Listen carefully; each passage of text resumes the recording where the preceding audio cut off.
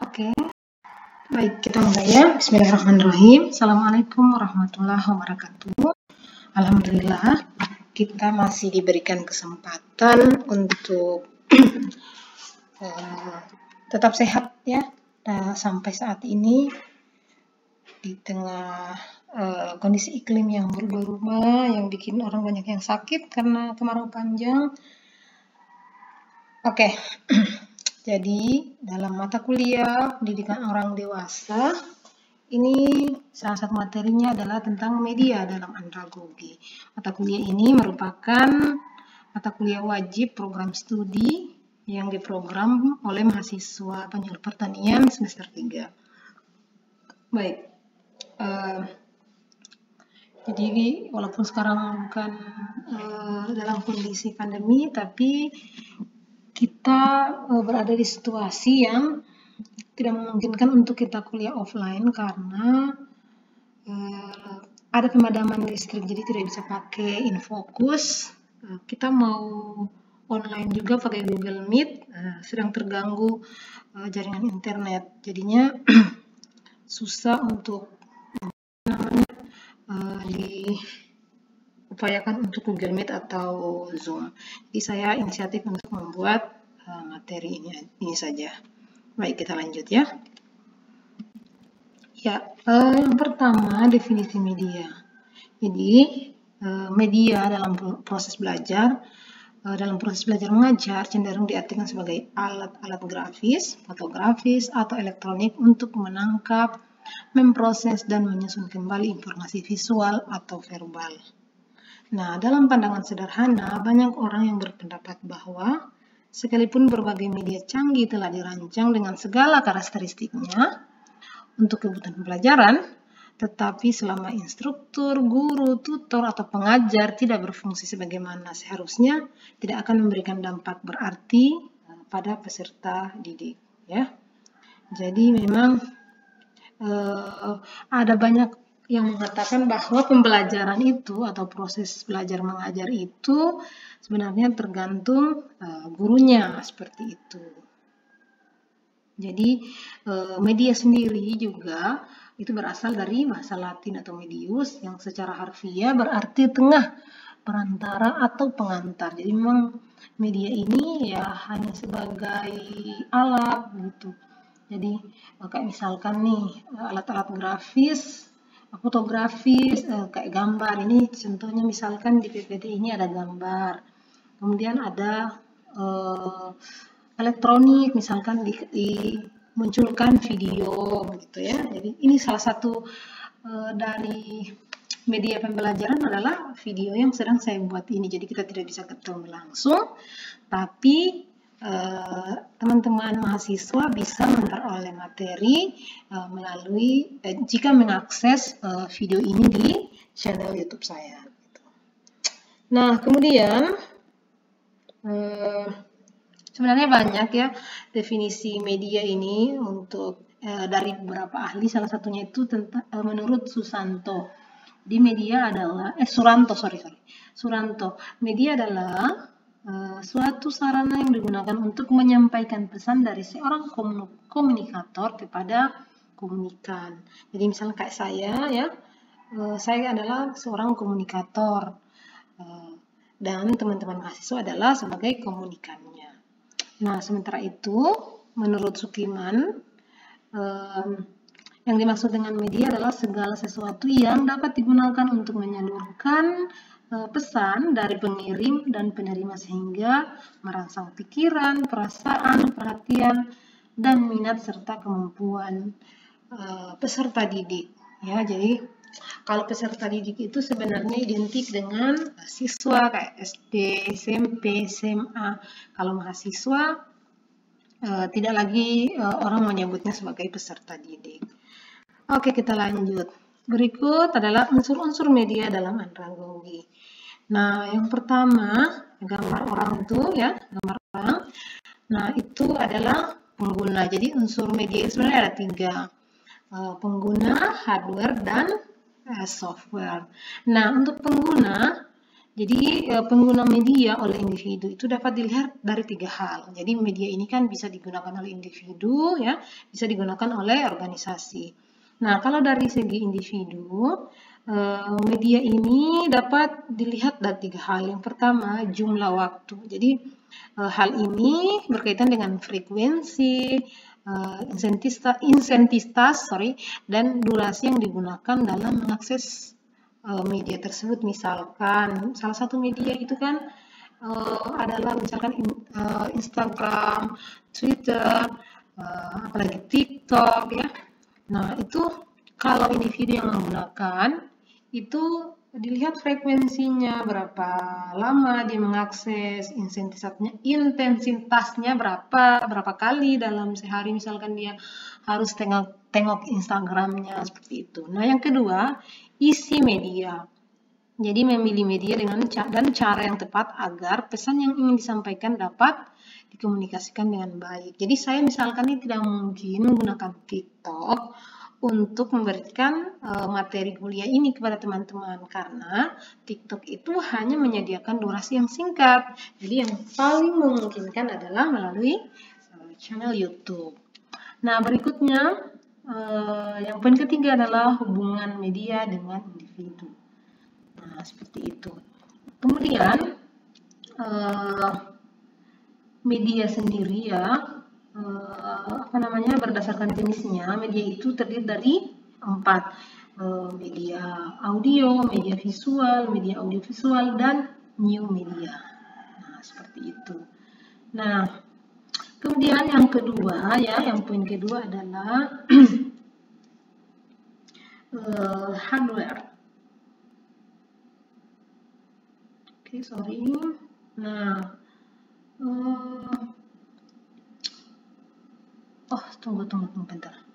Kita bahas software dulu. Ini poin keduanya. Nah, untuk software, jadi software itu adalah perangkat yang tidak bisa disentuh oleh tangan. Nah, kalau yang hardware-nya kan kayak mouse, layarnya, monitornya, ya, keyboard, RAM-nya. Nah, kemudian kalau laptop yang lama, ya, kalau misalkan kita bikin di laptop, ya, ada baterainya terpisah, jadi yang sesuatu yang bisa dipegang begitu. Sementara kalau software itu sesuatu yang tidak bisa dipegang, misalkan Microsoft Word, email, terus volume, ya, volume ini memang bisa dikontrol melalui keyboard, tapi dia tidak bisa kita sentuh begitu. Nah, jadi software ini secara definisi diartikan sebagai susunan data-data digital yang telah didesain, disusun, didefinisikan, dan disimpan ke dalam suatu media sesuai dengan bahasa mesin agar dapat dipergunakan untuk menerjemahkan perintah atau eksekusi yang diinginkan, ya kan. Misalkan di Google, jadi Google itu didesain, misalkan kita mau cari tentang apa, itu langsung dia laksanakan perintah kita begitu. Jadi memang sudah didesain, dan itu ya orang-orang yang di bidang itu yang mengurusi, seperti itu. Nah, kemudian dari sekian banyak software yang ada, berdasarkan fungsinya, maka software dapat dikelompokkan menjadi 2 bagian, yaitu software sistem dan software aplikasi. Nah, pertama software sistem. Jadi software sistem ini sering disebut pula sebagai software pendukung atau support software. Nah, software atau program ini digunakan untuk mengontrol sumber daya komputer seperti CPU dan piranti masukan atau keluaran. Nah, kedua, software ini adalah sebagai perantara antara software aplikasi dan perangkat keras komputer. Jadi, software ini fungsinya menjadikan landasan bagi software lain. Nah, software sistem dapat dikelompokkan menjadi 3 kelompok. Ya, software pengendali sistem, kayak misalkan Windows, Linux, MAC, Unix, pokoknya dia sistemnya mengendalikan sistem, kayak misalkan Windows. Windows itu kan mengendalikan sistem yang lain. Kemudian yang berikutnya adalah software pendukung sistem. Nah, software pendukung sistem ini mendukung operasi seperti manajemen sistem komputer dengan penyediaan berbagai macam layanan, termasuk pada kelompok sistem termasuk di software ini itu adalah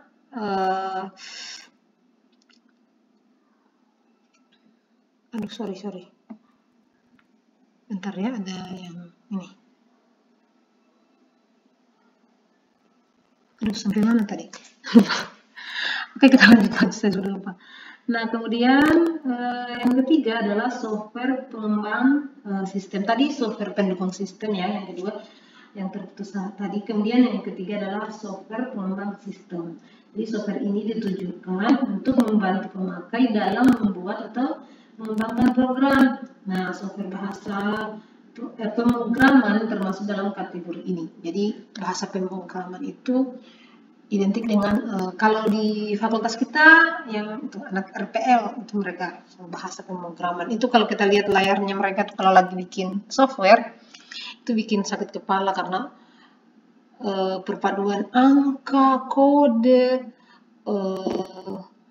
huruf itu bikin pusing kalau orang yang tidak pernah berurusan gitu. Jadi ini sebenarnya hanya sebagai pengetahuan saja ya.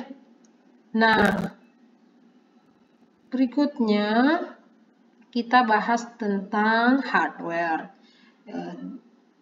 Jadi unsur ketiga dari media dalam analogi. Nah, hardware ini atau perangkat keras ya, yaitu suatu perangkat yang berfungsi melakukan proses masukan, proses pengolahan data, proses penyimpanan, dan proses keluaran. Jadi kayak misalkan printer, nah itu kan, atau misalkan nih kita mengetik yang muncul di layar gitu, atau kita pegang mouse, kita arahkan mouse-nya, ada yang berubah di layar seperti itu ya. Jadi maksudnya begitu. Oke, kita lanjut. Nah, tadi ya sebenarnya sudah disinggung di awal jenis-jenis media dalam andragogi. Jadi ada 3, ada media audio, media visual, dan media audio visual. Sama yang terakhir adalah nggak ada ya. Harusnya sih ada namanya. Enggak ya. Sorry, 3 doang. Nah, media audio ini media yang mengandung pesan dalam bentuk auditif.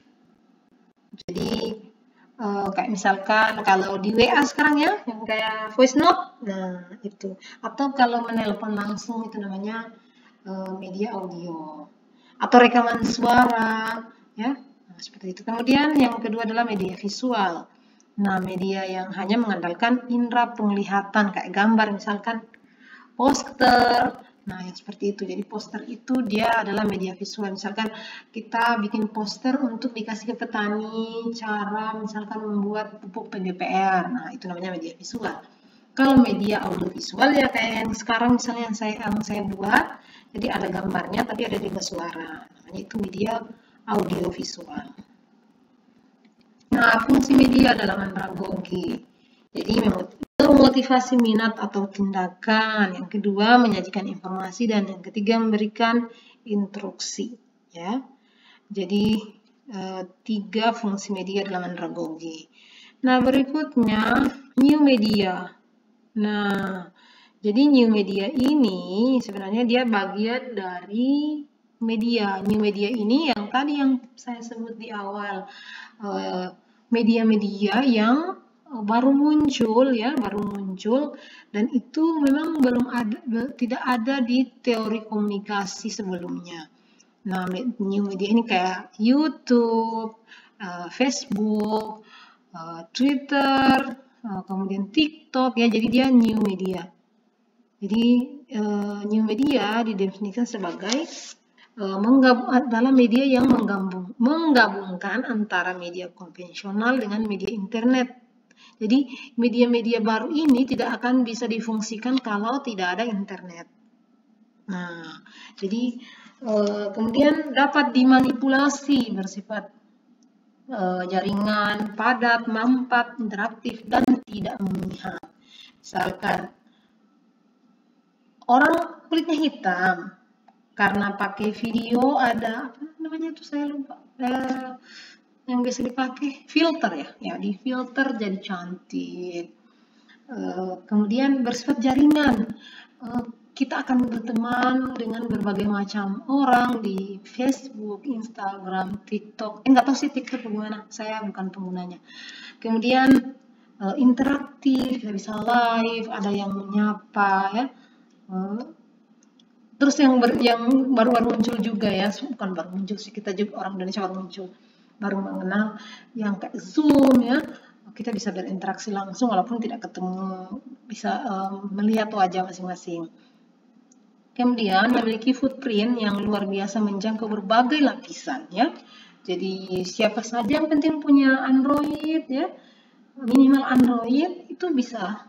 Kalau dulu kan kita harus, bukan kita sih, saya ya. Kalau kalian kan lahir sudah ada Android. Maksudnya Android itu sudah ada dari sejak zaman saya, tapi tidak mudah dijangkau begitu.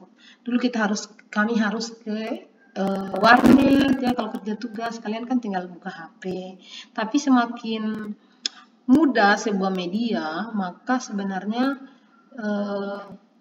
semakin tidak baik ya, kalau dijadikan pembelajaran. Maksudnya gini, kayak misalkan video TikTok, banyak video-video pendek, itu membuat kita akan malas belajar di video panjang, padahal materinya bagus, karena terbiasa otak kita itu terprogram untuk hanya melihat video pendek, padahal itu kan hanya sepotong-sepotong dan tidak begitu baik begitu.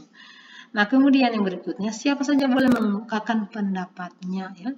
Jadi kayak misalkan kalau kita menulis di koran, itu akan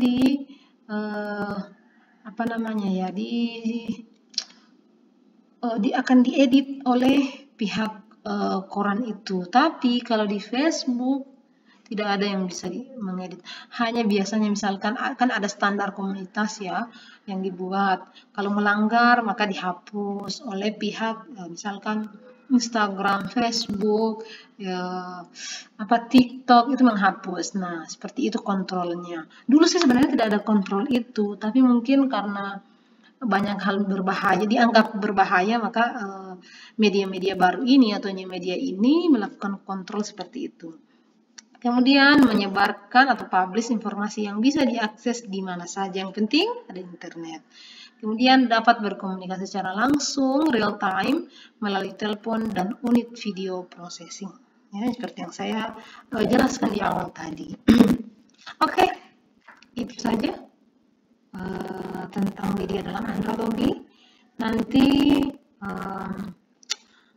akan ada kuis ya, yang akan saya buat di aplikasi Quizzes ya, yang itu punya timer untuk mengisi ya.